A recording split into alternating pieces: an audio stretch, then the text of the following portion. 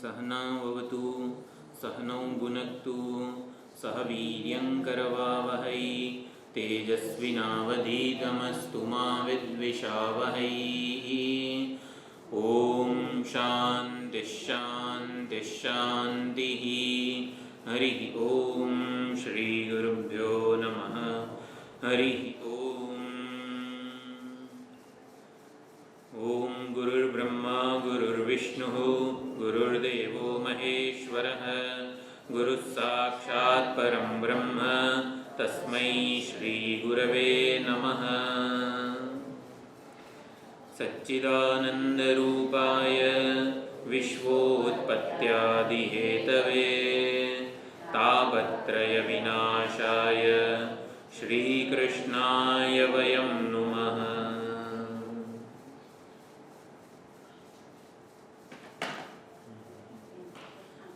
સંપૂર્ણ જે વામન ચરિત્ર છે એનું ભિન્ન ભિન્ન આચાર્યોએ વામન ભગવાનની કીર્તિનું જુદી જુદી રીતે ગાન કરેલું છે. ભગવાનના ભક્તો એને કહેવાય કે જે ભગવાનના ગુણકથન ગાવા માટે કંઈકનું કંઈક નિમિત્ત શોધે. એટલે એક જ લીલા હોય પરંતુ એને જુદી જુદી રીતે આચાર્યોએ માણેલી છે. તો જુદા જુદા આચાર્યોએ આવી રીતે મંગલાચરણના શ્લોકો વામન ભગવાનનું જે ચરિત્ર છે એના વિશે રચ્યા છે. બબંધ કપટીયસ્માદ બલિમ નિરગમીશ્વરઃ અતસ્તદ્વારી તત્પ્રેમ પાશૈર્બદ્ધઃ સદા વસત. કપટી ઈશ્વર વામન સ્વરૂપે ભગવાને અવતાર લઈને બલિને બાંધ્યો અને બલિને બાંધવામાં જ તદ્વારી એના દ્વારપાળ બની ગયા. બલિના પ્રેમરૂપી પાશથી બદ્ધ થઈ ગયા. બાંધવા ગયા બલિને અને બલિના પ્રેમ પાશથી પોતે બલિ પાસે બંધાઈ ગયા અને બલિના ત્યાં સદા વાસ કર્યો. ઈશ્વરોપ્યભવદ ભિક્ષુઃ વામનો પિતૃવિક્રમૈઃ ત્રીન લોકાન ક્રાંતવાન યો વૈ સકૃષ્ણઃ ગુરુતાત કૃપામ. ઈશ્વરઃ અપી અભવદ ભિક્ષુઃ. ઈશ્વર હોવા છતાં પણ જે વામન બટુક બ્રહ્મચારી બન્યા, ભિક્ષુ બન્યા. વામન હોવા છતાં પણ 3 પગલા વડે 3 ડગલા વડે ત્રણેય લોકને માપી લીધા. એવા જે કૃષ્ણ પરમાત્મા છે એ અમારા ઉપર કૃપા કરો. સમર્પિત તનુ વિત્ત નિર્મલાચલ ભક્તિતઃ છલિતો બલિના ચિત્રમ સ્વમેવાર્પયદ્યુતઃ. તો બલિની સમર્પિત તનુ વિત્ત, તનુ એટલે શરીર, એટલે બલિએ પોતાનું શરીર અને પોતાનું વિત્ત એટલે અહંકાર એટલે મસ્તક સમર્પિત કર્યું. એટલે મસ્તકનું પ્રતીક છે તનુ અને વિત્ત એટલે આ લોકની અને પરલોકની સંપત્તિ એ સમર્પિત કરી નિર્મળ ભક્તિથી, અચળ ભક્તિથી, જરા પણ ડગ્યા વગર પોતાનું બધું જ સર્વસ્વનું સમર્પણ કરી દીધું. આમ એવું લાગે કે બલિ પોતે છેતરાઈ ગયો. ભગવાને બધું છીનવી લીધું, હરી લીધું, માગી લીધું અને છતાં પણ ચિત્રમ આશ્ચર્ય છે, આ વિચિત્ર વસ્તુ છે કે બલિએ પોતે જે વસ્તુ આપી ભગવાનને એ તો નશ્વર હતી. આ લોકની પરલોકની સંપત્તિ કોઈની થઈ નથી. બલિની હંમેશ માટે તો રહેવાની નથી. એટલે બલિએ વિનાશી વસ્તુઓ ભગવાનને આપી, એના બદલામાં બલિને અવિનાશી ભગવાન મળી ગયા. છલિતો બલિના ચિત્રમ, બલિને છળવા આવ્યા હતા પણ બલિ વડે ભગવાન પોતે છેતરાઈ ગયા. આ સ્વમ એવ અર્પયત, ભગવાને પોતે પોતાની જાત બલિને આપી દીધી. અચ્યુત જે છે ભગવાન એનું આ ચિત્ર એટલે કે લીલા અદ્ભુત છે. વંશીધર જે કવિ છે એટલે જેમણે શ્રીધરી ભાગવત ઉપર આખું જે ટીકા લખેલી છે કે આહા, અમે તો વામન ભગવાનની કીર્તિનું આવી રીતે કીર્તિરૂપી સુધાનું અમૃતનું પાન કરીએ છીએ. એટલે આગળ આવશે પહેલો જે બલિ રાજાની સ્તુતિ જે છે એમાં જે વંશીધર સ્વામી બહુ જ સુંદર રીતે ભગવાનની કીર્તિનું ગાન કરે છે. આહા, ભગવાન શું તમારી કીર્તિ, એવી રીતે બહુ સુંદર પ્રશંસા પણ કરે છે. તો આપણે વામન ચરિત્ર તો 8મા સ્કંધમાં આવી રીતે 15થી 24 અધ્યાય સુધી વામન ચરિત્ર છે. તો વામન ભગવાને આવી રીતે પ્રવેશ કરેલો છે. ભૃગુકચ્છ, ગુજરાતનું ભરૂચ જે છે એ જે પ્રદેશમાં બલિરાજા અશ્વમેધ યજ્ઞ કરી રહ્યા હતા, અને અશ્વમેધ યજ્ઞમાં આવી રીતે વામન ભગવાન આવી રીતે અદિતિ માતાના કુખેથી ઉત્પન્ન થઈને આવી રીતે આવે છે. તો જેવા વામન ભગવાને બલિરાજાની યજ્ઞશાળામાં પ્રવેશ કર્યો કે બધા ભૃગુવંશી બ્રાહ્મણો વગેરે જે છે એ નિસ્તેજ થઈ ગયા, અને વામન ભગવાનનું તેજ એટલું હતું કે બધા નિસ્તેજ થઈ ગયા. અને આ પ્રમાણે આપણને આખી લગભગ કથા ખબર જ છે. તો હવે જે સ્તુતિ કરે છે એ આપણે જોઈએ. એટલે બટુક બ્રાહ્મણનું ભાર્ગવ બ્રાહ્મણોએ, ભૃગુવંશી બ્રાહ્મણોએ સ્વાગત કર્યું, અને બલિ અને વિંધ્યાવલી, બલિ રાજાની ધર્મપત્ની છે વિંધ્યાવલી, એમણે ભગવાનના ચરણ પખાળ્યા અને અત્યંત આનંદિત થયા. ચરણામૃતનું મુખમાં પાન કર્યું, મસ્તક ઉપર ધારણ કર્યું. આવી રીતે વામનના તેજથી યજમાન છે, સદસ્યો છે, બધા નિસ્તેજ થઈ ગયા હતા. એટલે બલિરાજા કહે છે, હે બ્રાહ્મણ બટુક, તમે મારી યજ્ઞશાળામાં પધાર્યા છો, અને એટલે આપના આવવા માત્રથી, બ્રાહ્મણના આવી રીતે બટુક બ્રાહ્મણના બ્રહ્મચારીના આવવા માત્રથી મારા બધા જ પિતૃઓ તૃપ્ત થઈ ગયા છે, મારો વંશ પવિત્ર થઈ ગયો છે. એટલે મારો યજ્ઞ હવે સફળ થઈ ગયો છે. યજ્ઞ માટે હવે મારે કંઈ કરવાની જરૂર નથી. આપને જે કંઈ ઈચ્છિત વસ્તુ હોય, ગાય, ઘર, સંપત્તિ, વિવાહ યોગ્ય પત્ની, ગામ, ઘોડા, હાથી, રથ વગેરે જે કંઈ પણ જોઈતું હોય માગી લો. ત્યારે વામન ભગવાન પ્રસન્ન થાય છે અને બલિરાજાને આશીર્વાદ આપે છે કે આપની હવે બલિરાજા પાસેથી બધું લઈ લેવું છે. એટલે બલિરાજાની એક દાની તરીકે સ્તુતિ કરવી પડે. એટલે વામન ભગવાન કહે છે, આપના વંશમાં કોઈ કૃપણ થયો નથી. કૃપણ એટલે કંજૂસ. આપવામાં પણ આમ અચકાટ અનુભવે ને એને કૃપણ કહેવાય. એટલે શાસ્ત્રોમાં પ્રસિદ્ધ છે કે દાન કેટલું કરવું જોઈએ. તો દાન કરતી વખતે આમ સહેજ આમ ઝાટકો વાગે ને ત્યાં સુધી દાન કરવું જોઈએ. આમ આપણને આપી દઈએ ને આપણને કંઈ થાય નહીં ને તો હજી વધારે દાન કરવું જોઈએ. એટલે શાસ્ત્ર એને કૃપણ કહેવાય. તો કૃપણ આપના કુળમાં કોઈ હજી સુધી જન્મ્યો જ નથી. આપના દાદા પ્રહલાદજી, એટલે બલિરાજા વિરોચન પુત્ર, વિરોચનના પિતા છે પ્રહલાદજી. તો પ્રહલાદ પૌત્ર છે બલિરાજા. તો પ્રહલાદજીનો નિર્મળ યશ તો આપના વંશમાં કુળમાં અત્યંત શોભી રહ્યો છે, સૂર્યની જેમ. અને હિરણ્યકશિપુ જે છે એ અત્યંત વીર અને પરાક્રમી હતા. એટલે ભગવાન સાથે પણ એમણે યુદ્ધ કરેલું છે. આવી રીતે જેની પાસેથી દાન માગવાનું છે એના વંશનું આવી રીતે કીર્તિ, આવી રીતે એનું ગાન કરે છે. અને આપણા પિતા વિરોચન જે છે એ અત્યંત બ્રાહ્મણ ભક્ત હતા. દેવો જ બ્રાહ્મણોનું રૂપ લઈને આ વિરોચન પાસે આયુષ્ય માગવા આવ્યા. તો બલિના પિતા વિરોચને બ્રાહ્મણ વેશમાં આવેલા છે, ભલે મારા શત્રુઓ છે પણ બ્રાહ્મણ વેશમાં આવ્યા છે, તો માટે મારું આયુષ્ય પણ હું આપી દઉં છું. એટલે આપના પિતા વિરોચને પોતાનું આયુષ્ય પણ દેવોને આપી દીધું હતું. હે દૈત્યેન્દ્ર, મોં માગ્યું તમે બધા આપનારા છો. જો વામન ભગવાન એક આખું ગ્રાઉન્ડ રચે છે કંઈક માગવા માટે, સામેવાળો વિચાર્યા વગર આપી દે ને ખુશ થઈ જાય એવી રીતે એની સ્તુતિ કરે છે. મોં માગ્યું આપનારા છો. એટલે અગ્નિશાળામાં હું વધારે કંઈ નથી માગતો, ખાલી 3 ડગલા ભૂમિ મારે જોઈએ છે. વિદ્વાનોએ કીધું છે કે આવશ્યકતા કરતાં વધારે કોઈ દાન લેવું ના જોઈએ. દાન લેવું ને એ પણ દાન લેનારના પક્ષે, બ્રાહ્મણ વગેરે જે છે ભિક્ષુક, એના પક્ષે પણ બહુ મોટી જવાબદારી છે. જે દાન લેતું હોય એનો કોઈ દિવસ દુરુપયોગ પણ ના થાય. એટલે આ ટ્રસ્ટ વગેરે જે કંઈ સંસ્થાઓ, આશ્રમો ચાલતા હોય છે દાન ઉપર, તો એના પણ દાન લીધેલું છે એટલે બહુ મોટી જવાબદારી છે કે એનો દુરુપયોગ વગેરે, ખોટો ઉપયોગ, ખોટી જગ્યાએ ઉપયોગ પણ ન થાય. એટલે આવી રીતે અહીંયા વામન ભગવાન આખું શ્રીમદ ભાગવતમાં આખી સુંદર કથા પણ છે કે આવશ્યકતા પૂરતું જ લેવું જોઈએ, વધારે દાન મારે જોઈતું નથી. એટલે વામન ભગવાને બલિમાં દાતામાં એક ગૌરવ જન્મે કે હા હું આપી શકીશ, માગ્યું એ આપી શકીશ, એવું એક ગૌરવ જન્મવું જોઈએ. એવું ગૌરવ જન્માવ્યું. દાતાના પિતા, એના દાદા, વડદાદા એ બધાની સ્તુતિ કરી વામન ભગવાને. એટલે દાનશીલ સ્વભાવનું પણ વામન ભગવાને બલિમાંથી આવાહન કર્યું. બલિરાજા કહે છે, હે બટુક, તમે ભણ્યા છો પણ ગણ્યા નથી. તમે બહુ આમ બધી શાસ્ત્રની તો બહુ મોટી મોટી વાતો કરો છો, પણ હજી કંઈ તમને શું જોઈએ છે ને એ તમે હજી પારખ્યું નથી. હું ત્રિલોકીનો નાથ છું, મારી પાસે એકવાર માગ્યા પછી બીજા કોઈની પાસે માગવું નહીં પડે એવો હું આવી રીતે ત્રિલોકનો નાથ છું. તે મારી પાસે માગવા આવે અને બીજે ક્યાંય માગવાનું રહેતું નથી.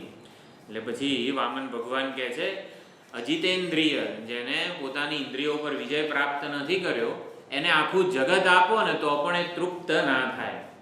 નચિકેતા અને યમરાજા વચ્ચેનો જે સંવાદ છે કઠોપનિષદમાં, આપણા શાસ્ત્રોમાં, તો યમરાજા અનેક બધા પ્રલોભનો નચિકેતાને આપે છે. ત્યારે 5 વર્ષનો બાળક છે નચિકેતા, ધ્રુવ પણ 5 વર્ષનો, પ્રહલાદ પણ 5 વર્ષના, કુમાર વયના બાળકો છે. કુમાર વય એટલે આ પ્રમાણે મૂછનો દોરો ફૂટ્યો ના હોય એને પણ કુમાર વય કહેવાય, અથવા તો બીજા કોઈ પણ આવેગો જન્મ્યા ન હોય એને પણ કુમાર વય કહેવામાં આવે છે. તો આવી રીતે અહીંયા બલિરાજા કહે છે કે વામન ભગવાન એવું કહે છે કે અસંતોષી જીવ હોય ને એને આખા જગતનો બધો લાભ મળી જાય, સંપત્તિ મળી જાય, ચક્રવર્તી સમ્રાટ બની જાય, ઇન્દ્રનું પદ મળી જાય, તો પણ એને સંતોષ થતો નથી. વિત્તથી કોઈ દિવસ કોઈને આ દુનિયામાં હજી સુધી સંતોષ થયો નથી. એટલે મને ખાલી 3 ડગલા જમીન જ જોઈએ છે, અને 3 ડગલા જમીનથી જો મને સંતોષ નહીં થાય, તમારી આપેલી 3 ડગલા ભૂમિથી મને સંતોષ નહીં થાય ને, તો આખું 7 દ્વીપ આપી દેશો ને તો પણ મને સંતોષ નહીં થાય. એના કરતાં 3 ડગલા ભૂમિ જ હું માગું છું. હું સંતુષ્ટ બ્રાહ્મણ છું, બટુક છું. આવી રીતે વધારે પરિગ્રહ મારે નથી કરવો. બહુ મોટી મોટી સુંદર વાતો કરે છે.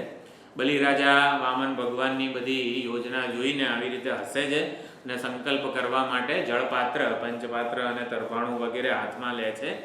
અને સંકલ્પપૂર્વક આપણે જે કંઈ સત્કર્મ, ગયા વખતે વાત કરી કે સત્કર્મ જે કરીએ છીએ, સત્કર્મનું પુણ્યરૂપી ફળ નથી, સત્કર્મોના સંકલ્પનું પુણ્યરૂપી ફળ મળે છે. એટલે જે આપણે સંકલ્પ કરીએ કે હું આ એકાદશી વગેરે કરીશ, હું આ એકાદશીના દિવસે ગીતા પારાયણ કરીશ, વિષ્ણુ સહસ્રનામ આટલી વાર કરીશ, આપણે જે આ સંકલ્પ લઈએ ને એનું પુણ્યરૂપી ફળ હોય છે. કરીએ એનું નહીં, સંકલ્પ લઈએ ને એનું ફળ હોય છે. એટલે બલિરાજા સંકલ્પપૂર્વક અહમ ઇદમ કરીશ્યે, ગીતા પારાયણમ કરીશ્યે, એવું આપણે સંકલ્પપૂર્વક બોલીએ તો એ આખા જળપાત્ર આવી રીતે હાથમાં લઈને સંકલ્પ કરવાનો પ્રયત્ન કરે છે. અને ત્યાં શુક્રાચાર્ય, હવે શુક્રાચાર્ય આવે છે તો શુક્ર નીતિ, એટલે શુક્રાચાર્યજીએ બલિરાજાને જે સમજાવ્યું એને શુક્ર નીતિ કહેવામાં આવે છે. તો નીતિશાસ્ત્ર, આપણે ભગવદ્ ગીતામાં પણ ભગવાને અર્જુનને 3 રીતે ઉપદેશ આપ્યો છે કે અર્જુન આવી રીતે રથના પાછળના ભાગમાં બેસી ગયો છે, શસ્ત્રો હેઠા મૂકી દીધા છે, યુદ્ધ નથી કરવું એવો નિર્ણય લઈ લીધો છે. એ સૌથી પહેલાં તો એક ક્ષત્રિય યોદ્ધો છે અને રણયુદ્ધ, શંખ ફૂંકાઈ ગયા છે, એટલે હવે યુદ્ધ નહીં કરવું એ તો કોઈ રીતે છાજે એવું જ નથી. એટલે અર્જુનને બેઠો પણ કરવો પડે. પછી ક્ષત્રિય યુદ્ધ ન કરે એના ગંભીર જે બધા પરિણામો છે એનાથી એને ચેતવવો પડે. અકીર્તિમ ચાપી ભૂતાની કથયિષ્યંતિ દેવ્યયામ. અર્જુન, શું તું માને છે? તું યુદ્ધ નહીં કરે તો કૌરવોના દુર્યોધનને બધા તને છોડશે. આમ રણમાંથી ભાગી જતો હોય ને એવા તારા ફોટા પાડશે મોબાઈલમાં અને વોટ્સએપ પર, ફેસબુક ઉપર પોસ્ટ કરશે કે આ જો અર્જુન શસ્ત્રો હેઠા મૂકીને ભાગી ગયો. 3 લોકમાં અર્જુન ભાગતો હોય ને એવા એના ગાંડીવ મૂકી દીધેલું જેવા ફોટા બધા સોશિયલ મીડિયા પર અપલોડ કરશે. તો એ તારા માટે આ સંન્યાસ ભિક્ષુક જીવન કરતાં વધારે પાપમય વસ્તુ છે. ક્ષત્રિયની અપકીર્તિ થાય ને એનાથી વધારે એનું કોઈ મોટું પતન નથી. એટલે 3 રીતે ભગવાને ઉપદેશ આપ્યો. ન જાયતે મ્રિયતે વા કદાચિત, આત્મતત્વ અવિનાશી છે, અજર છે, અમર છે. પારમાર્થિક દ્રષ્ટિકોણથી અર્જુનને ઊભો કરવાનો પ્રયત્ન કર્યો કે તું શોક મુક્ત થા, તારું કર્તવ્ય કર. એટલે પારમાર્થિક દ્રષ્ટિકોણ કીધો.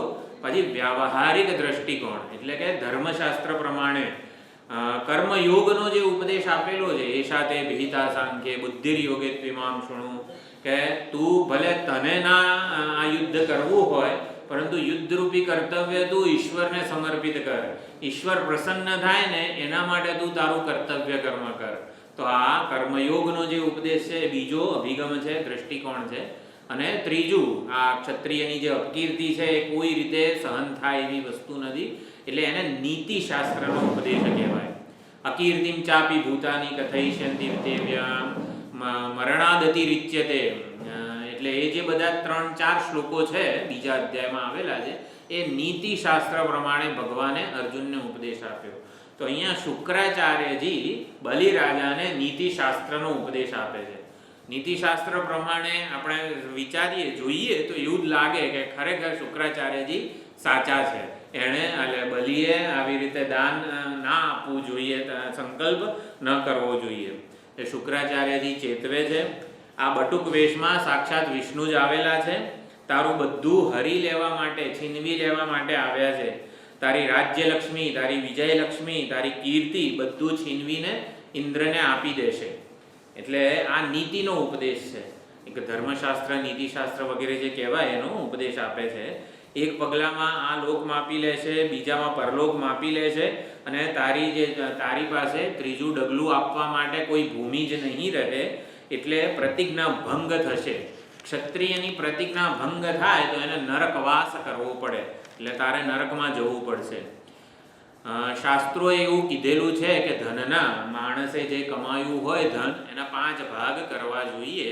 પહેલા ભાગમાં ધન, ધર્મ કે યશ, એટલે ધર્મ કે યશના અર્જન માટે, ધર્મ કાર્યો કરવા માટે પોતે કમાયેલા ધનનો 1 ભાગ હોવો જોઈએ.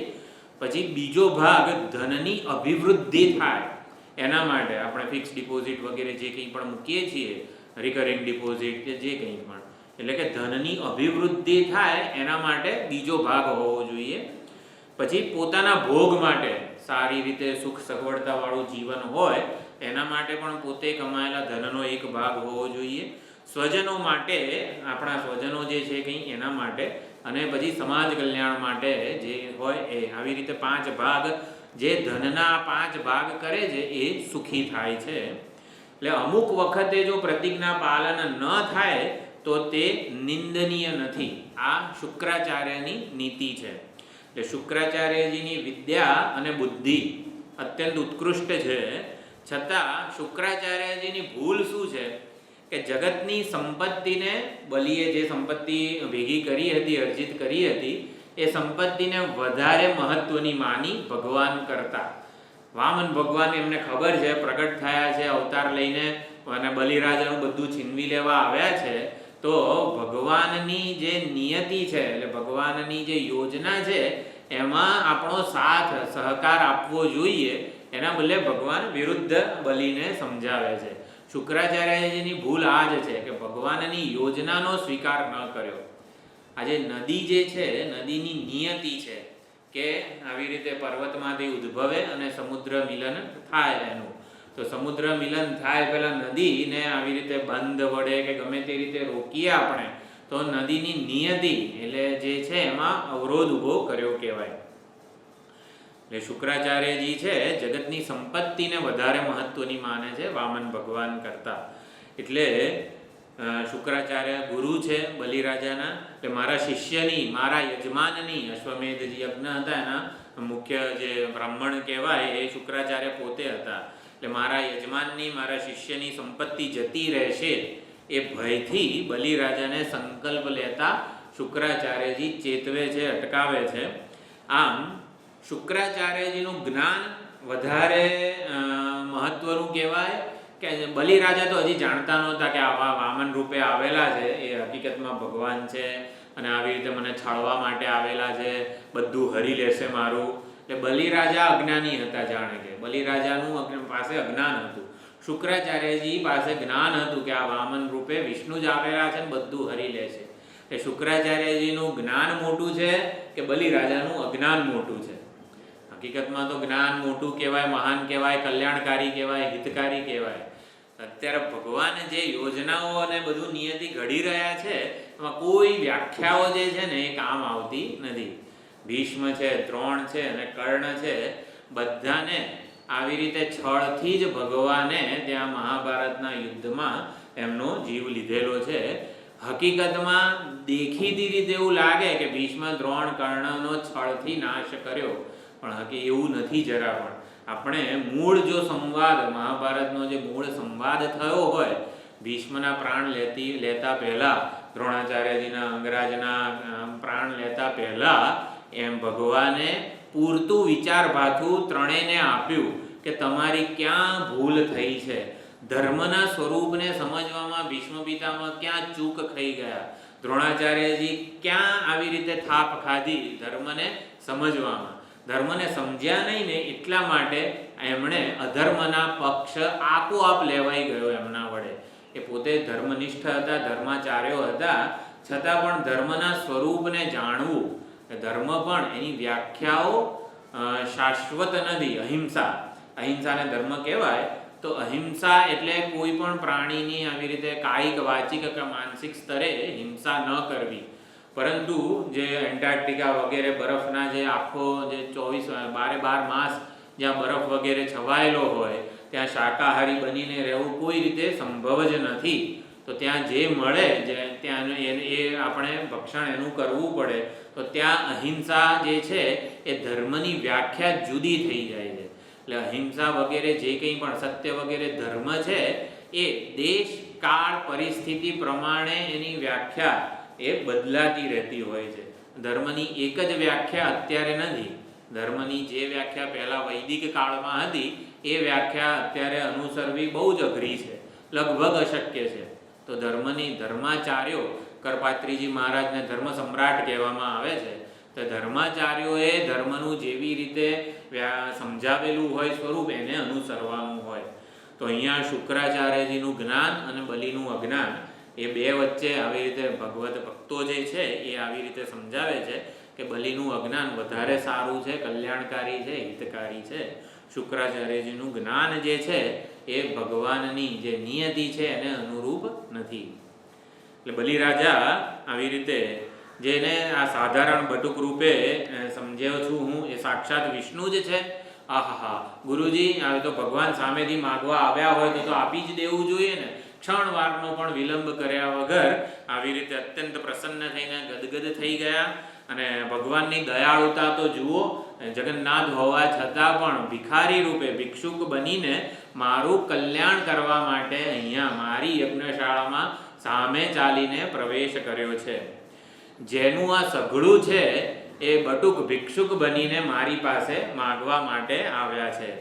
અને જેનું કશું નથી એ એવી પ્રતિજ્ઞા કરે છે કે મોં માગ્યું આપીશ, તમે માગો. જેનું બધું છે એ ભિખારી બનીને 3 ડગલા જમીન માગે છે. અને જેનું કશું નથી એ આવી મોટી આમ બળગા ફૂકે છે કે તમે શું આ 3 ડગલા માગો છો, બધું માગી લો એમ. એટલે સંપત્તિનું અભિમાન જે છે, હકીકતમાં વામન ભગવાને બલિરાજાનું આવી સંપત્તિ કે એવું કંઈ નથી હર્યું. બલિરાજાનો અહંકાર અને મમકાર, એટલે આલોક અને પરલોકને બલિરાજા પોતાની સંપત્તિ વગેરે માનતા હતા. એટલે પહેલા 2 ડગલામાં બલિરાજાનો મમત્વ જેના ઉપર હતું એ છીનવી લીધું. અને ત્રીજા જે ચરણ છે એ બલિરાજાના મસ્તક ઉપર પધરાવીને બલિરાજાનો અહંકાર જે છે એને આવી રીતે ઉદ્ધાર કર્યો. એટલે અહંકાર અને મમકાર જ્યારે ઈશ્વર ચરણે નિવેદિત થાય ત્યારે ભક્ત ભગવાનથી જુદો રહેતો નથી. ભગવાન અને ભક્ત એવી જુદાઈ રહેતી નથી. એટલે ભગવદ્ ગીતામાં કીધું, જ્ઞાની તું આત્મૈવ મે મતમ, જ્ઞાની તો મારું સ્વરૂપ જ છે, મારો આત્મા છે. એ કથન ભગવાનનું અહીંયા બલિરાજાના કિસ્સામાં ચરિતાર્થ થયું છે. હા, એટલે હું પ્રહલાદનો પૌત્ર છું, આપીશ એવું કહીને નહીં આપું તો પૃથ્વી જ મને ધારણ નહીં કરે. હું 3 ડગલા જમીન આપવાનો આપણને સંકલ્પ કરું છું અને જો પછી ના આપું, એકવાર સંકલ્પ કર્યા પછી ના આપું તો પૃથ્વી જે છે એ અસત્ય ભાષણ કરનારાને ધારણ નહીં કરે. પૂર્વેના ક્ષત્રિય રાજાઓનો ધર્મ માટેનો પ્રેમ વગેરે કેવું હતું? સત્ય પ્રતિજ્ઞા હતા કે એકવાર પ્રતિજ્ઞા કરી છે તો એને સત્ય ઠેરવીશ. એટલે એ પ્રતિજ્ઞા પાલન માટેનો પણ પ્રેમ, કમિટમેન્ટ, તત્પરતા કેવી હતી કે પૃથ્વી મને ધારણ નહીં કરે એવો ભય હતો બલિરાજાને. બ્રાહ્મણને છેતરવાથી મને જેટલો ભય છે એટલો તો નરકથી નથી, દરિદ્રતાથી પણ નથી, અત્યંત દુસ્સહ દુઃખથી પણ હું ડરતો નથી, રાજ્યના નાશથી કે મૃત્યુથી પણ હું ડરતો નથી. આ બ્રાહ્મણને છેતરું એનાથી જેટલો ડરું છું એના કરતાં આ નરક વગેરેથી પણ ડરતો નથી. મર્યા પછી જે સંપત્તિ છોડવાની જ છે એને દાનમાં આપીને હું મારું આવી રીતે કલ્યાણ કેમ ના કરી દઉં. એટલે જે સંપત્તિ છૂટી જવાની છે, આપણી કાયમ માટે રહેવાની નથી, એ શા માટે ભગવદ ચરણે નિવેદિત ન કરી દઉં અને પછી હું એની કીર્તિ કે એનો યશ કેમ ન લઉં, આવું બલિરાજા વિચારે છે. ભર્તૃહરિ મહારાજ જે છે વૈરાગ્ય શતક વગેરે રચેલું છે એમણે અવશ્યમ યાતારહ ચિરતર કાલમ ઉષિત્વા, એટલે અવશ્યમ યાતારહ જગતના બધા પદાર્થો અવશ્ય એટલે કે નિશ્ચિત જ છે કે આપણને છોડીને જનારા છે અથવા આપણે એને છોડીને જતા રહેવાના છીએ. તો શ્રેષ્ઠ ગતિ શું છે આવી રીતે ધનની કે એનું આપણે દાન કરીએ તો પુણ્ય મળે, કીર્તિ મળે, યશ મળે, બધું મળે.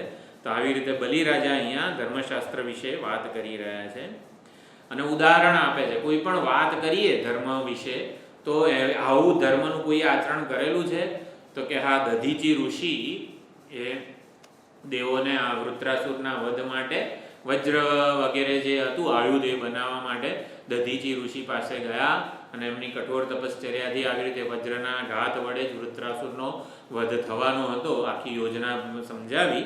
દધીચી ઋષિએ કીધું કે આ શરીર પરોપકાર માટે વપરાય, એનાથી ઉત્કૃષ્ટ કોઈ ગતિ નથી આ શરીરની.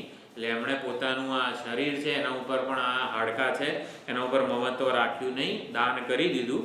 અને શિબિરાજાની પણ કથા પ્રસિદ્ધ છે. પેલું પક્ષી કંઈક પોતાના ખોળામાં આવી જાય છે, પારધી કહે છે કે મારો શિકાર છે, તમે આ મને આપી દો. શિબિરાજાને દયા આવે છે કે મારી શરણમાં આવ્યું છે તો માટે આ તો તને ના આપે, પણ તું બીજું ગમે તે માગ હું આપી દઉં. તો પારધી કહે છે કે પક્ષીના વજનનું જ માંસ મને તમારામાંથી આપો. તો પોતાના સાંથળમાંથી પણ આવી રીતે પક્ષીના વજનનું જેટલું એ જે માંસ જે છે એ કાઢીને શિબિરાજા પણ આપી દે છે. એટલે દાન કરતી વખતે પોતાનો પ્રાણનો પણ ત્યાગ કરવો પડે તો આ ધર્માચાર્યો જે છે એ જરા પણ સંકોચ અનુભવતા નથી. એટલે બલિરાજા આ ઉદાહરણો આપે છે. એટલે આ ઉદાહરણો આપીને જાણે કે પોતાની જે દાન કરવાનો સંકલ્પ છે એ સત્ય છે, સત્ય પ્રતિજ્ઞ છું હું, એવું વામન ભગવાનને જણાવે છે. અને મનમાં બલિરાજા એવું સમજે છે કે આ વામન રૂપે સાક્ષાત વિષ્ણુ ભગવાન જ જો આવ્યા હોય, હું નહીં આપું ને તો એ યુદ્ધ કરીને લઈ લેશે.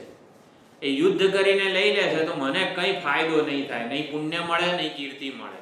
એના કરતાં દાન કરીને હું આપું, દાનનો સંકલ્પ કરું ને બધું આપું તો મારે યશ, કીર્તિ, પુણ્ય બધાનો લાભ મને મળશે. એટલે સામેથી હું દાન કરું. શુક્રાચાર્યજી આમ થોડાક નાખુશ થાય છે. એટલે બલિકથન વડે અપમાન અનુભવે છે. ગુરુ આજ્ઞાનું તે ઉલ્લંઘન કર્યું છે અને મારી આજ્ઞાનો આવી રીતે અનાદર કર્યો છે. એટલે મારી આજ્ઞાનું ઉલ્લંઘન, અનાદર કરવાના પાપથી તું અત્યંત જલ્દીથી આ શ્રીહીન થઈ જઈશ. શુક્રાચાર્યજીએ બલિરાજાને શાપ આપ્યો. એટલે ગુરુના શાપ આપવા છતાં પણ બલિરાજા પોતાની પ્રતિજ્ઞાથી ચ્યુત થયા નહીં અને સત્ય પ્રતિજ્ઞા હતા એટલે એ પ્રમાણે વિધિપૂર્વક બટુકની પૂજા કરી, વામન ભગવાનની હાથમાં જળ લઈને સંકલ્પ કર્યો અને ભગવાનના ચરણ પખાળ્યા. શુક્રાચાર્યજીની એક આંખ ફૂટી જાય છે. એ પ્રસંગ બીજા નૃસિંહ પુરાણ અને વામન પુરાણ એમાં આવે છે. દાનમાં વિઘ્ન નાખીએ તો શું ગતિ થાય? આ શુક્રાચાર્યજીએ પોતાની એક આંખ ગુમાવી, એવું આવી રીતે ગતિ થતી હોય છે. એ બલિરાજા ત્રિલોકીના રાજ્યનું દાન કરવાનો આવી રીતે સંકલ્પ મનોમન લઈ લે છે. એટલે બલિનો ત્યાગ, સત્ય માટેનો પ્રેમ, પ્રતિજ્ઞા પાલનની તત્પરતા અને અહીંયા ભગવાનની આવી રીતે વામનતા કે જે છે એ અહીંયા બધા આચાર્યો અહીંયા વધાવે છે આ બધા ગુણોને. અને એકવાર સંકલ્પપૂર્વક હાથમાં જળ લઈને સંકલ્પ લઈ લીધો કે 3 ડગલા હું જમીન આવી રીતે આ વામનને બટુક બ્રહ્મચારીને આપીશ. એકવાર સંકલ્પ લઈ લીધો એટલે પછી વામન છે એ વિરાટ સ્વરૂપ ધારણ કરે છે. બધું જ એમાં સમાઈ ગયું. શ્રીમદ ભાગવતમાં બહુ સુંદર આખું વર્ણન છે. એટલે જીવ જ્યારે વ્યક્તિ વસ્તુ પરિસ્થિતિમાંથી મમત્વનું જે છે અભિમાન એ સંકેલી લે છે. વામન વિરાટ ક્યારે થાય? વામન એટલે શું? આપણા હૃદયસ્થ ચૈતન્ય સ્વરૂપ પરમાત્મા. ઉપનિષદોમાં ભગવાનનું વામન રૂપ શું છે તો આપણા હૃદયમાં જે બિરાજેલું છે, હૃદય ભગવાન રામ છે, ઘટ ઘટ મેં રામ વગેરે કહીએ છીએ, એટલે આપણા હૃદયમાં જે પરમાત્મા બિરાજમાન છે, વામન છે, એ વામન જ આખા જગત રૂપે વિરાટ રૂપે બનેલા છે. તો વામન વિરાટ ક્યારે થાય? તો આપણે આપણું જે અભિમાન છે એ સંકેલી લઈએ ત્યારે વામન ભગવાન વિરાટ થાય. મમત્વનું અભિમાન અને અહમત્વનું અભિમાન, એટલે સંસારની જગતની વ્યક્તિ વસ્તુ પરિસ્થિતિ, આ શરીર મારું છે, આ લેપટોપ મારું છે, આ મોબાઈલ મારો છે, આ વસ્તુ મારી છે, આ ઘર મારું છે વગેરે વગેરે, આપણા સ્વજનો આ મારા છે. તો આ બધું મમત્વનું અભિમાન જ્યારે છોડે છે અને બધું જ ભગવાનનું છે, જે કંઈ છે એ બધું ભગવાનનું છે, જે કંઈ છે એ બધું સર્વત્ર અને સર્વરૂપે ભગવાન છે, આવી રીતે જ્યારે સમજે છે એ જ વિરાટ દર્શન છે. અર્જુનને વિશ્વરૂપ દર્શન થયું એટલે શું?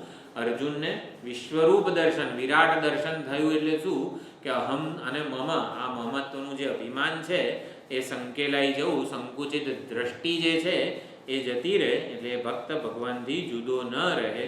એટલે આપણે પોતાને એક આ શરીર માનીએ ત્યાં સુધી આપણે ભગવાનને આપણાથી જુદા રાખીએ છીએ. એટલે ભગવાન પછી વામન રૂપે જ રહે. વામન વિરાટ ક્યારે થાય?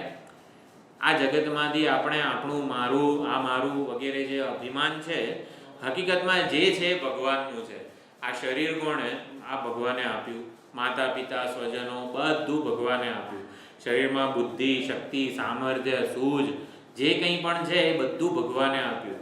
ભગવાને આપ્યું છે. આને કેમ આપણે પોતે પણ કસરત કરીને અમુક શરીરનું સૌષ્ઠવ વગેરે પ્રાપ્ત કર્યું છે ના? એક તાવ આવે છે, શરદી ઉધરસ થઈ જાય ને, એ તાકાત ક્યાં જતી રહે છે ને ખબર નથી. આપણું પોતાની હોય ને તો હંમેશા રહેવી જોઈએ. વાણીમાં બોલવાનું સામર્થ્ય, સુંદર શ્લોકો, ગીતા પારાયણના 3 કલાક અમે તો બોલી શકીએ છીએ. આવું સહેજ અભિમાન આવે ને તરત ખબર પડે, એક સહેજ કંઈક ગળામાં ભરાઈ જાય ને કશુંય નીકળતું નથી શબ્દો મોંમાંથી. વાણીમાં બોલવાની જો સામર્થ્યનું પોતાનું હોત ને તો કાયમ માટે બોલતી હોત, પણ એવું નથી. બધું જે છે બધું ભગવાનનું છે.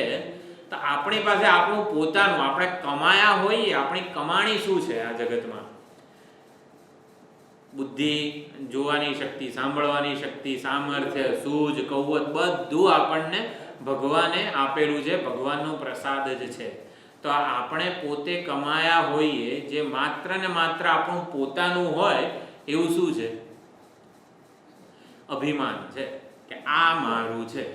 એટલે ભગવાનની વસ્તુ આ મારી, આ મારી. આ શરીર તો કે મારું, શરીર દ્વારા જે કંઈ થાય ને એ મારું. આપણે ખાલી અભિમાન જ, આ જગતમાં આપણું પોતાનું શું છે કે અભિમાન છે. બસ એ અભિમાન છોડીએ એ વામનનું વિરાટ રૂપે પ્રાગટ્ય છે. એટલે ભક્તિશાસ્ત્રો જે છે એ અભિમાન દૂર કરવાની એક સુંદર આ ભક્તિરૂપી સાધના બતાવે છે કે ભગવાનનું જ સર્વસ્વ છે. બલિરાજાએ સર્વસ્વનું નિવેદન કર્યું, એના દ્વારા અભિમાન છૂટે આપણું, એ રીતે આપણને સમજાવવામાં આવે છે. એટલે વામન વિરાટ થઈ ગયા છે.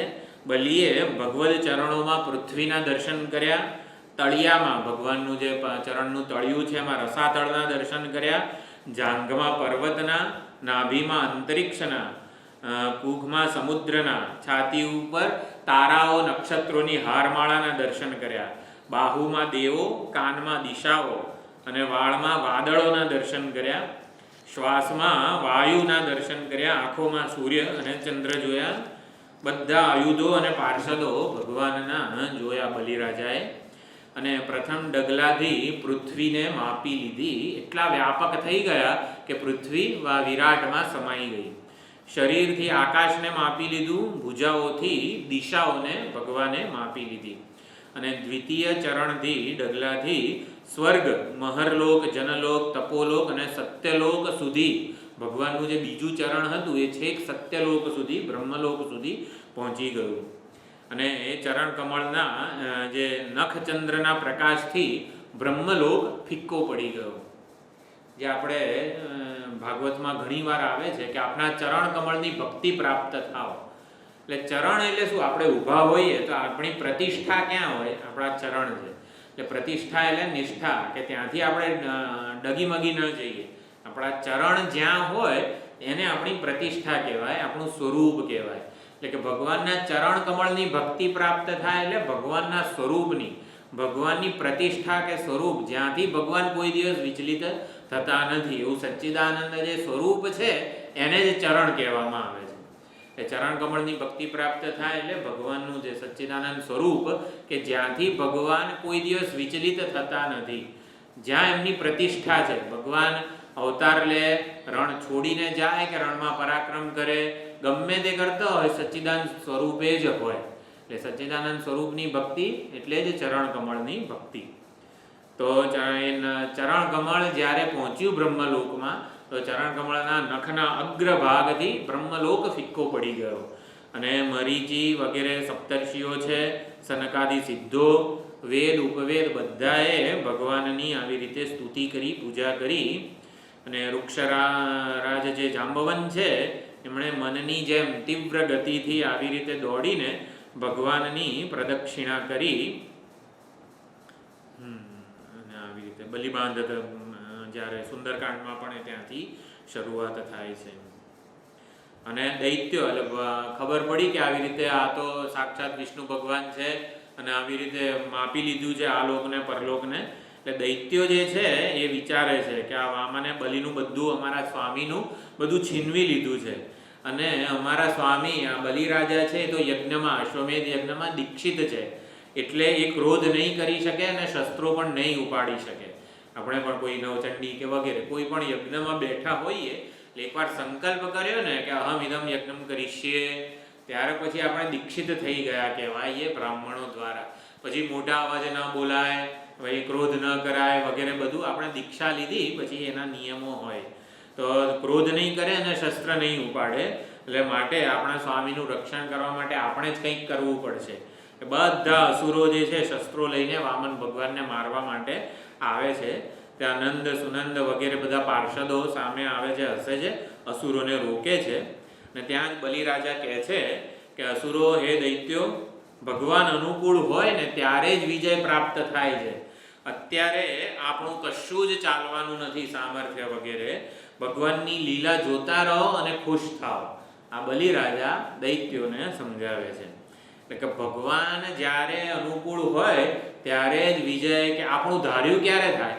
આપણને હંમેશા એવું થાય કે આપણું ધાર્યું થયું ને, આપણામાં કંઈક હશે તો આપણું ધાર્યું થયું, આપણી ઈચ્છા પૂર્તિ થઈ.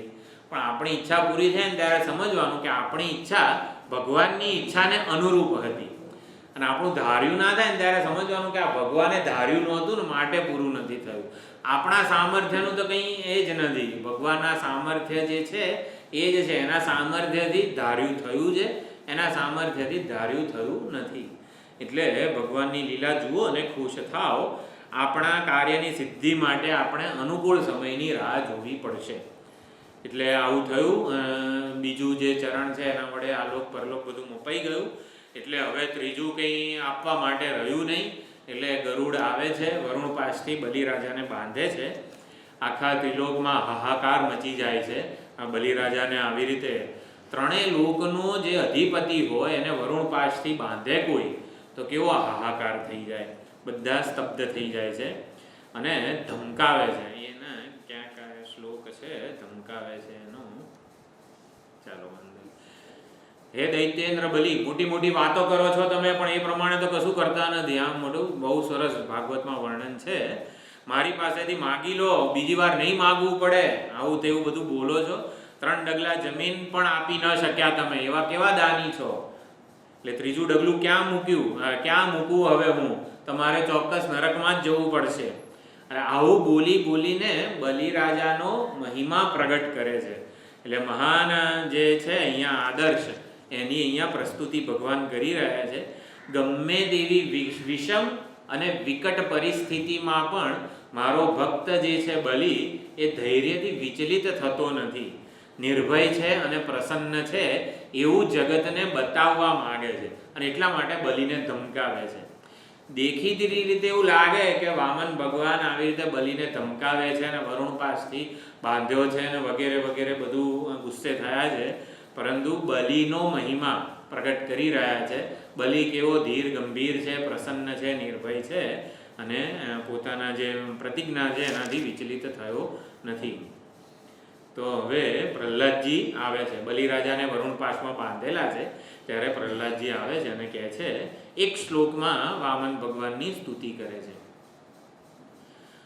ત્વયૈવ દત્તમ પદમૈન્દ્રમૂર્જિતમ ઋતમ તદેવાદ્ય તથૈવ શોભનમ મન્યે મહાનસ્ય કૃતો યનુગ્રહઃ વિભ્રંશિતો યશ્રિય આત્મમોહનાત. હે પ્રભુ, ત્વયા એવ દત્તમ પદમ. પદમ એટલે કે જે પદ, ઇન્દ્ર, અમરાવતી વગેરે જે ઇન્દ્રરૂપી પદ ભગવાન તમારા વડે જ બલિને અપાયું હતું. એટલે બલિને આપે જ સમૃદ્ધિશાળી ઇન્દ્રની પદવી વગેરે આપેલી છે અને માટે ત્વયા એવ દત્તમ પદમ ઇન્દ્રમ ઊર્જિતમ. ઊર્જિતમ એટલે સમૃદ્ધિશાળી, સમૃદ્ધિ વાળું પદ. ઉર્જા એટલે ઉર્જિત એટલે આવી રીતે અર્જિત કરેલું. તો ઇન્દ્રપદ ભગવાન તમે જ આપ્યું છે. તદેવ અદ્ય હૃતમ, અને અત્યારે તમે એને હરી લીધું છે. હૃતમ એટલે હરી લીધું છે. તથૈવ શોભનમ, ભગવાન આપનું ઇન્દ્રપદ બલિને આપવું એ પણ સુંદર છે અને ઇન્દ્રપદ પાછું લઈ લેવું, હરી લેવું એ પણ શોભનમ, અત્યંત કલ્યાણકારી જ છે. આપે ઉત્તમ કર્યું છે. મન્યે, આવું હું માનું છું. અસ્ય મહાન કૃતઃ હિ અનુગ્રહ, આપનો આ મહાન અનુગ્રહ બલિ મારા પૌત્ર ઉપર થયો છે કે વિભ્રંશિત, એ ભ્રષ્ટ થઈ ગયો. યત શ્રિય, જે સંપત્તિથી એને આપે ભ્રષ્ટ કર્યો. આત્મમોહનાત, એ સંપત્તિ, એ જે ઇન્દ્રપદની સમૃદ્ધિ વગેરે જે છે એ ખરેખર મનને મોહિત કરનારી છે અને એટલા માટે એ ઇન્દ્રની જે પદવી ઉપરથી આપે ભ્રષ્ટ કર્યો એ હકીકતમાં બલિનું કલ્યાણ જ કરેલું છે. એવા શ્રી હરિ આપને અમે પ્રણામ કરીએ છીએ. એટલે મોહરૂપી રાજ્યલક્ષ્મીથી ભ્રષ્ટ કરીને બલિનું એ ભગવાન તમે કલ્યાણ જ કર્યું છે. બલિ ઉપર પ્રસન્ન થયા છો. દેખીતી રીતે એવું લાગે કે બલિ ઉપર ભગવાન આવી રીતે ધમકાવે છે અને બધું અયોગ્ય વર્તન કરે છે, પરંતુ ભક્તને અનુકૂળ જ વર્તન અત્યારે વામન ભગવાન કરી રહ્યા છે. પ્રહલાદજીને આવું દેખાય છે. પ્રહલાદજી એક શ્લોકમાં આવી રીતે સ્તુતિ કરે છે. બીજો શ્લોક પણ કહે છે, યયા હે વિદ્વાન અપી મુહ્યતે જનઃ યતઃ તતઃ કો વિચષ્ટે ગતિમાત્મનો યથા તસ્મૈ નમસ્તે જગદીશ્વરાય વૈ નારાયણાયાખિલ લોક સાક્ષિણે. હે નારાયણાય નમઃ અને અખિલ લોક સાક્ષિણે નમઃ. ભગવાન નારાયણને નમસ્કાર. નરહે, નરનું હૃદય એને નાર કહેવાય. આપણા હૃદય જે છે, જે નાભીથી એક વેંત ઉપર અને આ જે હાડકું છે ગળાનું એનાથી એક વેંત નીચે, આપણા હૃદયનું અહીંયા મધ્યમાં સ્થાન છે. જમણી બાજુએ નથી હોતું. આપણા હૃદયનું મધ્ય જ અહીંયા સ્થાન છે. તો હૃદયમાં એ હૃદયનું નામ નાર છે અને નાર જેનું અયન છે, નાર જેનું નિવાસ સ્થાન છે એને નારાયણ કહેવાય. તો ભગવાન નારાયણ આપણા હૃદય કમળમાં જ બિરાજમાન છે. એટલે ભગવાન આવી રીતે સૃષ્ટિનું સર્જન પાલન લય કરતા હોય તો જ્યાં રહેતા ક્ષીર સમુદ્રમાં રહે અને પછી બ્રહ્મલોકમાં રહે, કૈલાસલોકમાં રહે, સંહાર, પાલન અને સર્જન કરવા માટે. પણ ભગવાન બે ઘડી નિરાત જોઈતી હોય, ઊંઘી જવું હોય ને તો ભગવાને આપણા હૃદયમાં જ આવવું પડે.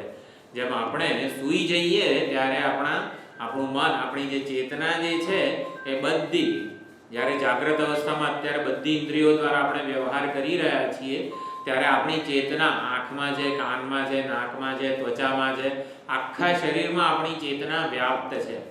સ્વપ્ન અવસ્થામાં આપણે ક્યાં હોઈએ છીએ? તો સ્વપ્ન અવસ્થામાં અહીંયા બધી નાડીઓ જે છે કંઠ પ્રદેશમાં વહેતી બધી નાડીઓ અત્યંત સૂક્ષ્મ, જે સુષુમ્ના, હિતા વગેરે જે નાડીઓના નામ છે, હિતા નામની નાડીઓ છે એમાં કંઠ પ્રદેશમાં આપણે હોઈએ છીએ. સ્વપ્ન અવસ્થામાં બધે આખા શરીરેથી ચેતનાને સંકેલીને આપણે કંઠ પ્રદેશમાં હોઈએ છીએ અને ઊંઘી જઈએ સુષુપ્તિમાં ક્યાં હોઈએ છીએ? તો આવી રીતે નાડીઓમાંથી જતા જતા છેવટે હૃદયમાં સૂઈ જઈએ છીએ.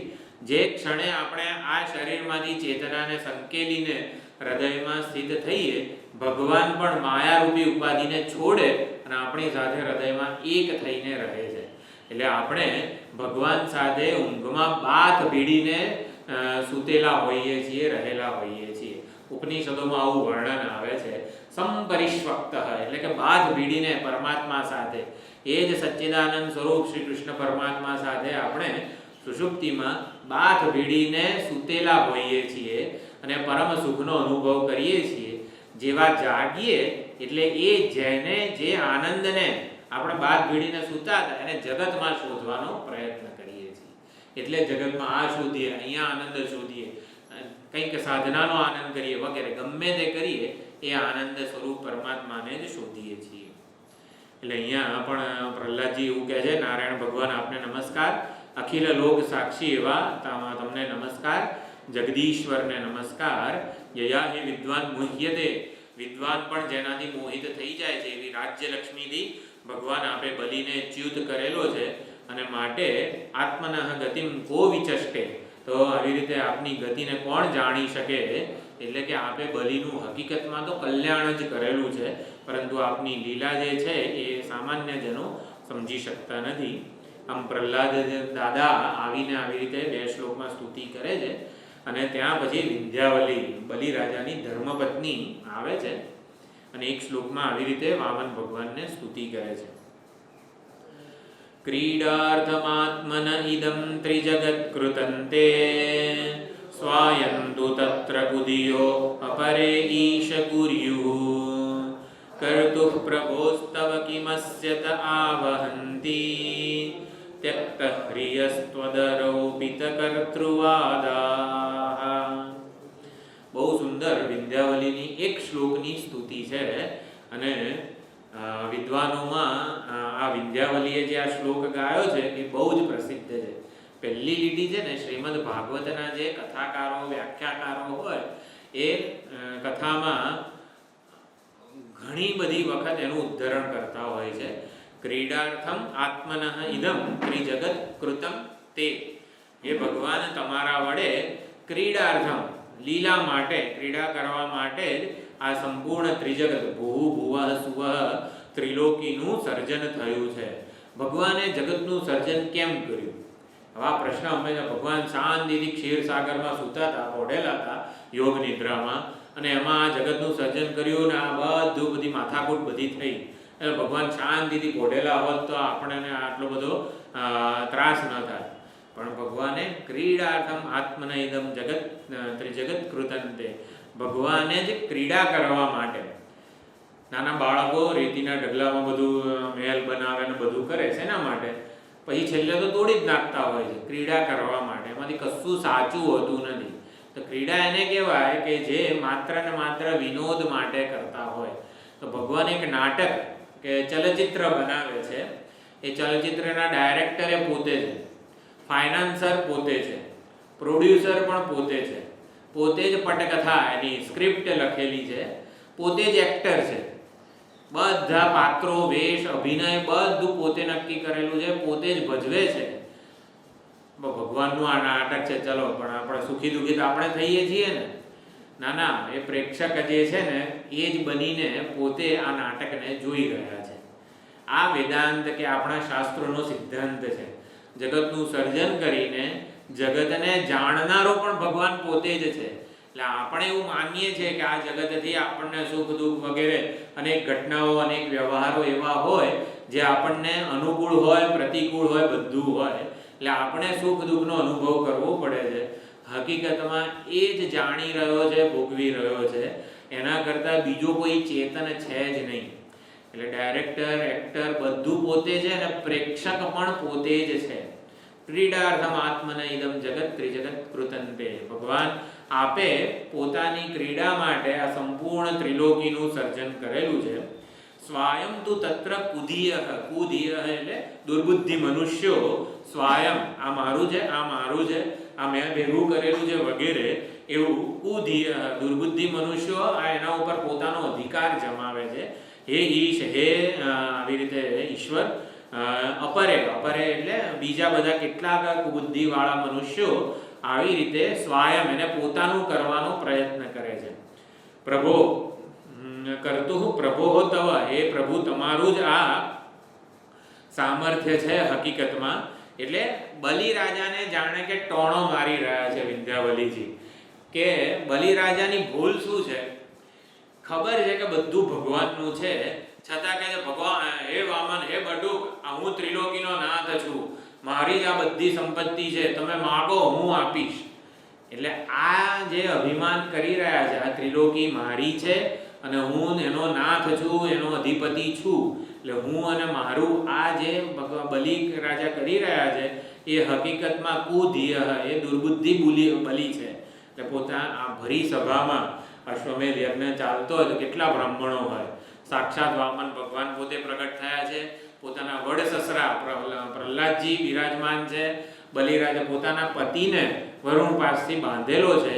આવા જે વૈદિક કાળની વાત હોય તો આવી રીતે યજ્ઞશાળા વગેરેમાં કોઈ સ્ત્રી પ્રવેશે અને પછી આવું બોલે તો સંસ્કારને અનુરૂપ ન કહેવાય. છતાં પણ વિંધ્યાવલી નીચું મોઢું રાખીને અત્યંત નમ્રતાથી આ એક શ્લોકમાં ભગવાનની સ્તુતિ અહીંયા નિર્દોષ ભાવે કરી રહ્યા છે.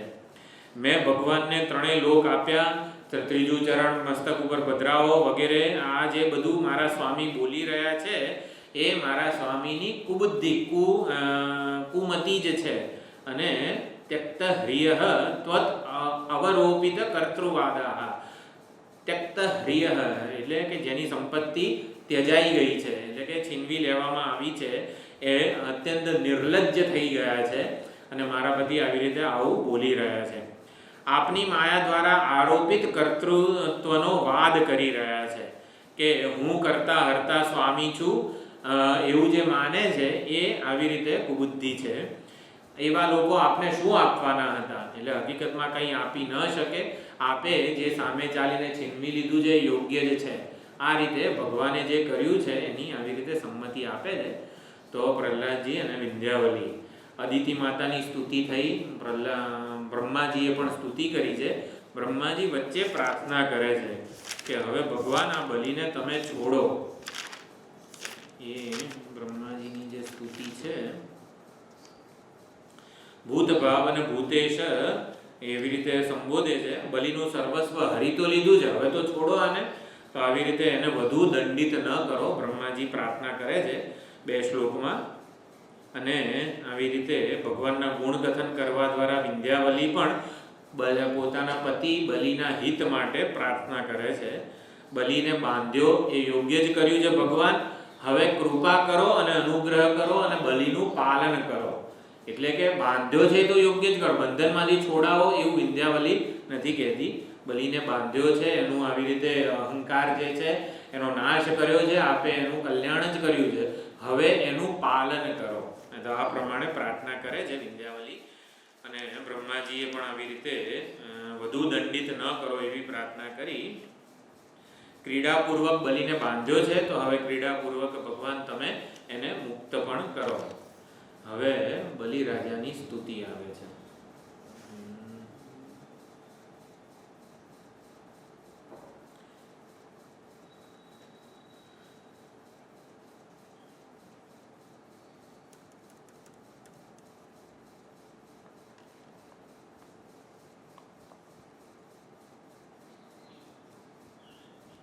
બલિરાજા બહુ સુંદર સ્તુતિ કરે છે. યદ્યુત્તમ શ્લોક ભવાન મમેરિતમ વ્યચો વ્યલીકમ સુરવર્ય મન્યતે કરોમ્યરુતમ તન્ન ભવેત પ્રલંબનમ પદમ તૃતીયમ કુરુ શીર્ષણિ મે નિજમ. ગઈ વખતે વિચાર કર્યો કે આવી રીતે મહાત્માને વગેરે ચરણ સ્પર્શ કરતા હોઈએ, પગે લાગતા હોઈએ, ત્યારે મહાત્માનો આવી રીતે જે જમણું ચરણ છે એ લઈને આ છેલ્લું વાક્ય બોલીને પોતાના મસ્તક ઉપર પધરાવવાનું મહાત્માનું. પદમ તૃતીયમ ગુરુ શીર્ષણી મે નિજમ, એ ભગવાન આપનું જે ચરણ છે એ મારા મસ્તક ઉપર પધરાવો. તો બહુ સુંદર અહીંયા 2 સંબોધન કરે છે બલિરાજા, ઉત્તમ શ્લોક અને સુરવર્ય. બીજી લીટીમાં સુરવર્ય છે અને ઉત્તમ શ્લોક. હે ઉત્તમ શ્લોક, શ્લોક એટલે ભગવાનની કીર્તિ. તો તો જે ભગવાનની કીર્તિ અત્યંત ઉત્તમ છે. કીર્તિનું ગાન કરીને જ આપણે નિષ્પાપ થઈ શકીએ છીએ. પાપથી મુક્ત થવાનો આપણે સાધના કરીએ એના કરતાં ડાપણ ભર્યો ઉપાય ભગવાનની કીર્તિનું લીલાનું ગાન કરીએ, ભગવાનના મહિમાનું ગાન. શિવ મહિમ્ન સ્તોત્ર, કૃષ્ણ માનસ પૂજા. આ માનસ પૂજા અને મહિમ્ન સ્તોત્ર વગેરે જે છે એ નિષ્પાપ થવાનો સૌથી ડાપણ ભર્યો ઉપાય છે. એટલે અહીંયા હે ઉત્તમ શ્લોક, હે સુરવર્ય. સુરવર્ય એટલે સુર એટલે દેવો. દેવોમાં આવી રીતે જે શ્રેષ્ઠ છે વામન છે. વામન એટલે ભજનીય, સંભજનીય. વામન ભગવાન અત્યંત સુંદર હતા, કમનીય રૂપ હતું એકદમ. અત્યંત આકર્ષણ જન્માવે એવું રૂપ હતું. એટલે વર્ય એવું કીધેલું છે. હે સુરવર્ય, હે ઉત્તમ શ્લોક. યદિ ભવાન મમ ઈરિતમ, મારા વડે કહેવાયેલું વચન વ્યલિકમ મન્યતે. વ્યલિકમ એટલે મિથ્યા. એટલે કે હું મારી પ્રતિજ્ઞા, ત્રીજું ડગલું માટે હવે જમીન રહી નથી. એટલે જો મારા વડે બોલાયેલું જે વચન છે એ વ્યલિકમ મિથ્યા માનતા હોવ તમે, એટલે કે હું મારી પ્રતિજ્ઞાને સત્ય નહીં કરી શકું એવું હે ભગવાન જો તમે માનતા હો તો કરોમી ઋતમ, પરંતુ હું મારી પ્રતિજ્ઞાને સત્ય ઠેરવું છું. તત ન ભવેત પ્રલંબનમ, એ મારું જે વચન છે ને એને પ્રલંબન એટલે કે મિથ્યા હું થવા દેતો નથી. એ છેતરનારું નથી મારું. પ્રલંબન એટલે છેતરવું. એ મારું વચન તમને છેતરનારું નથી. હું એને ઋતમ એટલે કે સત્ય કરું છું. આ પદમ તૃતીય આપનું જે ત્રીજું જે ચરણ છે, ડગલું છે, પગલું, એ મારા મસ્તક ઉપર હે પધરાવો હે ભગવાન. અને આ પ્રમાણે ભગવાને બલિરાજાને ધમકાવ્યો છે છતાં અપમાનથી વિચલિત થયા નથી અને ધૈર્યથી કહે છે હે ઉત્તમ શ્લોક, હે દેવોના આરાધ્ય, દેવોનો પક્ષપાત કરીને તમે અત્યારે આવો વ્યવહાર કરી રહ્યા છો.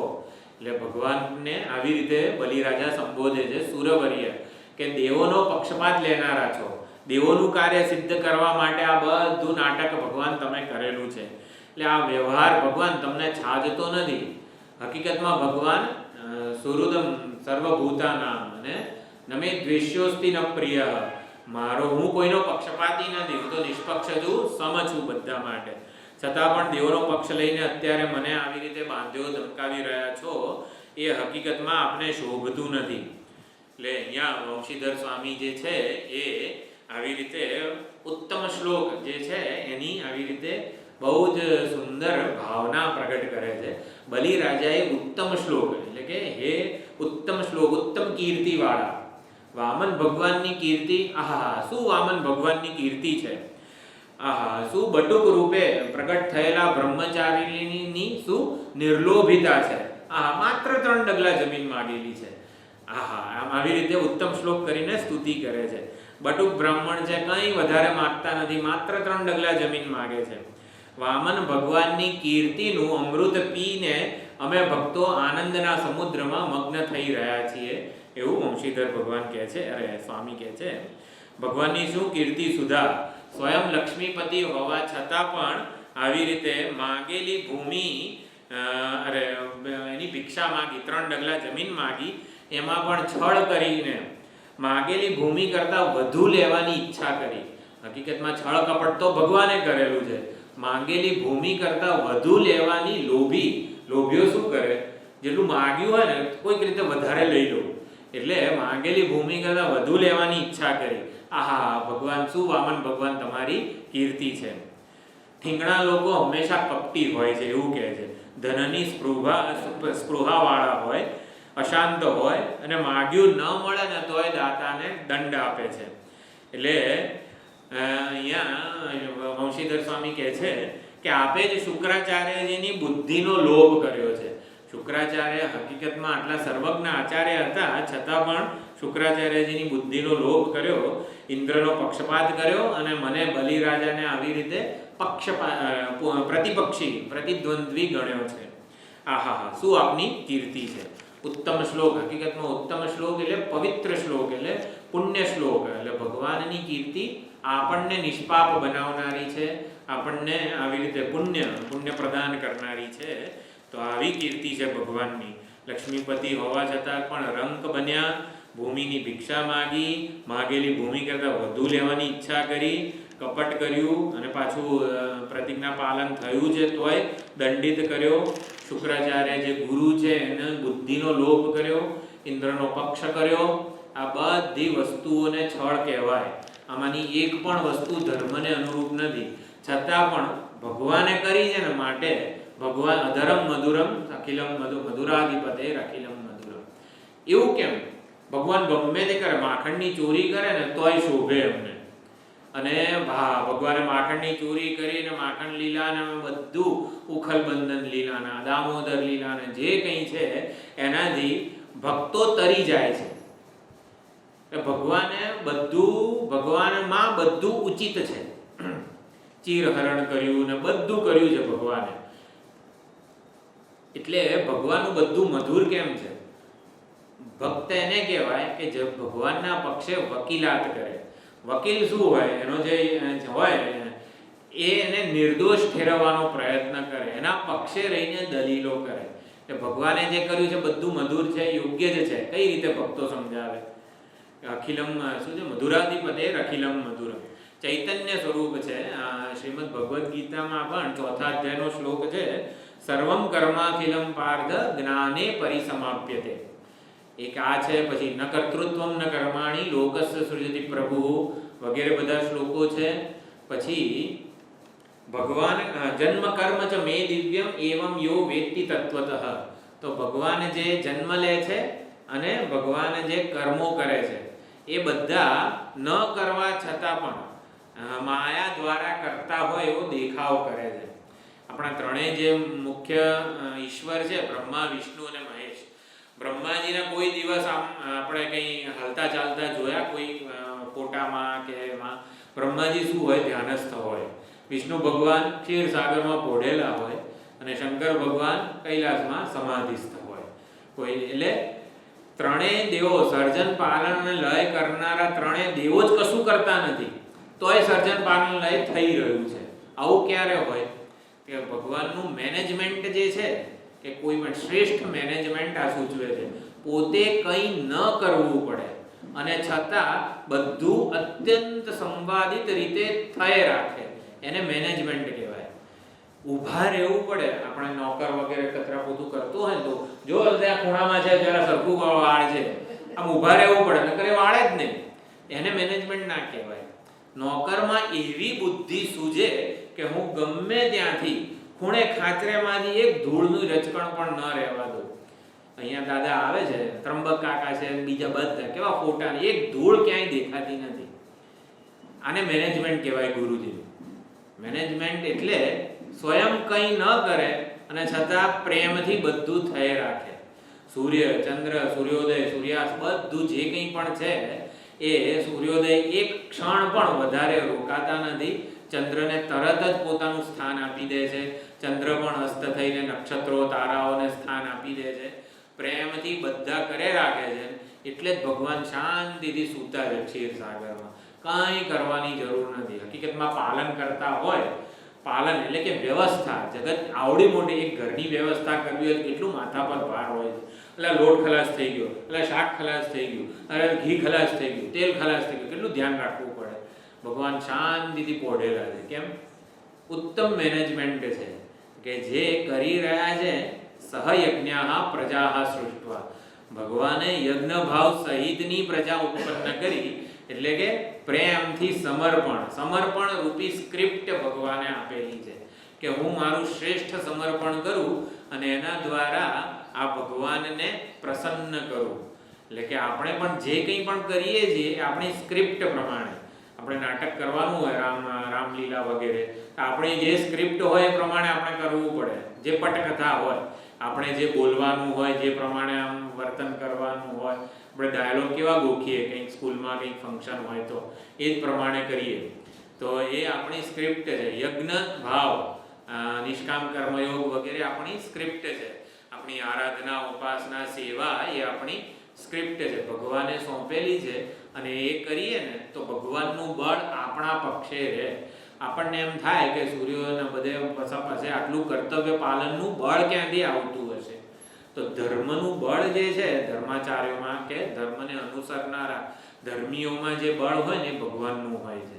એટલે જેટલું આપણે યજ્ઞ ભાવે કરીશું, ગુરુજીની સેવા છે આ છે એટલે સમર્પણ કરવાનો ભાવ લાવીશું, એટલું ભગવાનનું સૂઝ સામર્થ્ય આપણામાં આવિર્ભૂત થતું જશે. જેટલા આપણે નિષ્કામ બનીએ ને એટલી ભગવાનનું બળ, ભગવાનનું તેજ, ભગવાનની શક્તિ, સામર્થ્ય, સંપત્તિ બધું આપણામાં આવિર્ભૂત થાય. હા, તો આ ઉત્તમ શ્લોક વગેરે દ્વારા ભગવાને બલિરાજાએ આ વાત અહીંયા કરેલી છે. એટલે ભગવાને પોતાની પ્રતિજ્ઞા પાળવા માટે બંધાયેલા નથી. અહીંયા ભીષ્મ પિતામહે પ્રતિજ્ઞા લીધી હતી કે આજે ભગવાન પાસે ગમે તેમ કરીને શસ્ત્ર ઉઠાઈને રહીશ. ભગવાને પ્રતિજ્ઞા લીધી હતી કે હું શસ્ત્ર નહીં ઉઠાવું, છતાં પણ ભગવાન પ્રતિજ્ઞા પાલન માટે બંધાયેલા નથી. હકીકતમાં તો ક્ષત્રિયનું શું કર્તવ્ય છે? પ્રતિજ્ઞા લે તો પાલન કરવું પડે. રઘુકુલ નીતિ સદા ચલી આવી વગેરે. પણ ભગવાન માટે પ્રતિજ્ઞા પાલન કરતા ભક્તની વત્સલતા, એટલે ભક્ત વાત્સલ્ય સર્વોપરી છે. મારા ભક્તે નક્કી કર્યું છે ને કે શસ્ત્ર ઉપાડીને રહીશ, તો એ મારા ભક્તનું કલ્યાણ કર. મારા ભક્તની પ્રતિજ્ઞાને હું અન્યથા નહીં ઠેરવું. એટલે મારા માટે મારા ભક્તોની પ્રતિજ્ઞા, યોગક્ષેમ વગેરે જે છે એ સર્વોપરી છે. ભલે ને મને લોકો રણછોડ કે મને લોકો આવી રીતે શું કહેવાય મિથ્યાચારી કે પ્રતિજ્ઞા પાલન ના કર્યું ભગવાને, પણ ભક્ત વાત્સલ્ય ભગવાન માટે સર્વોપરી છે. કે ભક્તની રક્ષાનો, ભક્તની લજ્જાનો, ભક્તની પ્રતિજ્ઞાનો અવસર આવે ત્યારે ભક્તને વહારે ભગવાન દોડે છે, પોતાનું બધું છોડે છે. પોતે જે પ્રતિજ્ઞા કરી હોય બધું છોડીને ભગવાન ભક્તના પક્ષે આવીને ઉભા રહે છે. એટલે બલિનું કલ્યાણ કરવા માટે જ વામન રૂપે 3 ડગલા જમીન માગી ભૂમિની પોતાની પ્રતિજ્ઞા તોડી વિરાટ રૂપે માપી છે અને માગી છે વામન રૂપે. એટલે પોતાની પ્રતિજ્ઞા જ તોડેલી છે. એટલે બલિ ભગવાન કરતા વધારે ચતુર નીકળ્યો. ધર્મનું ફળ જે છે આલોક અને પરલોક એ આપી દીધા બલિરાજાએ 2 ડગલામાં, આલોક અને પરલોક. અને ધર્મનું આચરણ કરનારો જે કરતા છે, અહંકાર છે, એના અર્પણ વગર સમર્પણ થયું નથી. હજુ સમર્પણ કરું છું આ ભગવાનને આ આપું છું, પત્રમ પુષ્પમ ફલમ તોયમ, પણ સમર્પણ કરનારો હું તો હજી અહીં છું, એનું સમર્પણ નથી કર્યું હજી. હું સમર્પણ કરું છું.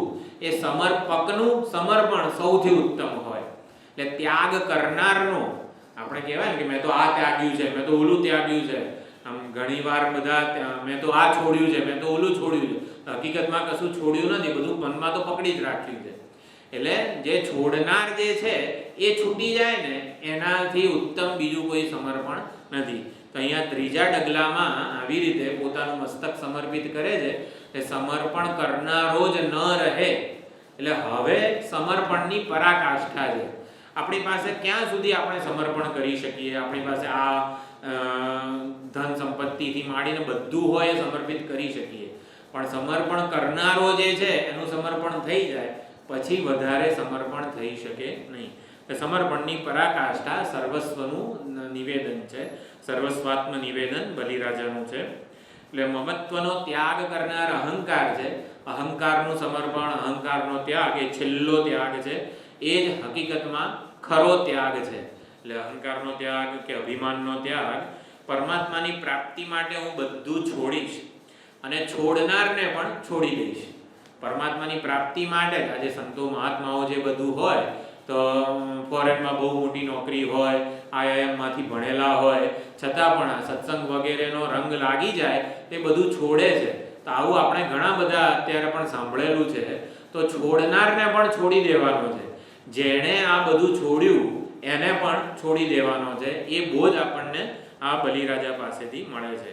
છોડનારને છોડી દઈએ તો ભગવાનથી જુદા રહીએ નહીં. તો બલિ ભગવાનના થઈ ગયા અને ભગવાન બલિના થઈ ગયા. તો આ પ્રમાણે સર્વસ્વના સમર્પણની પ્રતીક સમી આ ઉત્તમ નવધા ભક્તિનું સૌથી અંતિમ પગલું છે સર્વસ્વ આત્મ નિવેદન. તો પહેલો શ્લોક કર્યો છે. આવતા વખતે બાકીના શ્લોકો બહુ સુંદર બલિરાજા સ્તુતિ કરી રહ્યા છે, આવતી વખતે જોઈ લઈશું. ઓમ પૂર્ણમદઃ પૂર્ણમિદં પૂર્ણાત પૂર્ણમુદચ્યતે પૂર્ણસ્ય પૂર્ણસ્ય પૂર્ણમાદાય પૂર્ણમેવાવશિષ્યતે. ઓમ શાંતિ શાંતિ શાંતિ. હરિ ઓમ. શ્રી ગુરુભ્યો નમઃ. હરિ